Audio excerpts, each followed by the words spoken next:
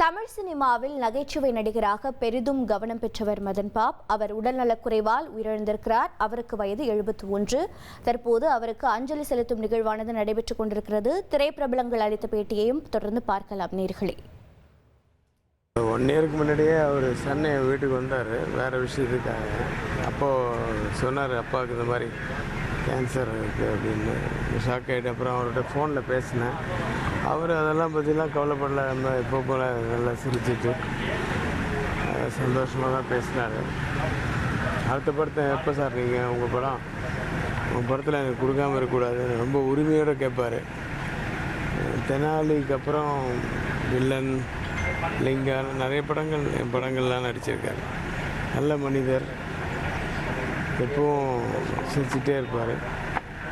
வாய் விட்டு சிரித்தால் நோய் விட்டு போகும்னு சொல்லுவாங்க. அவரை விட வாய் விட்டு சிரிக்கிறவங்க எனக்கு தெரிஞ்சு ரொம்ப கம்மி. இன்னும் குமரிமுத்து அந்த மாதிரி ஒரு சிலர் தான்.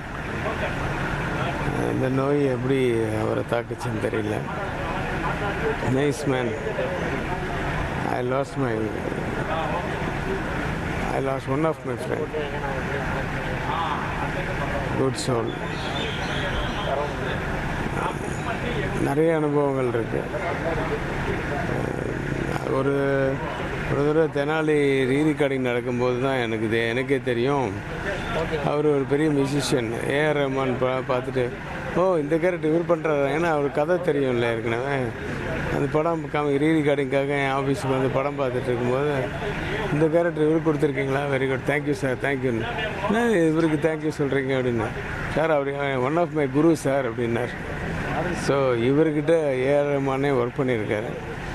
அவர் கீபோர்டெல்லாம் வாசிச்சிருக்காரு. அவருடைய மியூசிக்கில் லைட் மியூசிக்கில் இந்த மாதிரிலாம். ஸோ அதை நான் அவர்கிட்ட சொன்னேன்.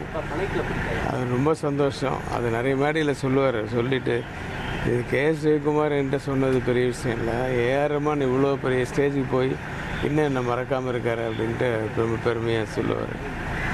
இந்த மாதிரி நிறைய incidents. Let his soul rest in peace. இனி செல்லும் இடமெல்லாம் செய்தி. தந்தை டிவியின் வாட்ஸ்அப் சேனலை ஃபாலோ பண்ணினா செல்ல இருக்கும் இடமெல்லாம் செய்தி. இதோ QR கோட் இப்பவே ஸ்கேன் பண்ணுங்க, ஃபாலோ பண்ணுங்க.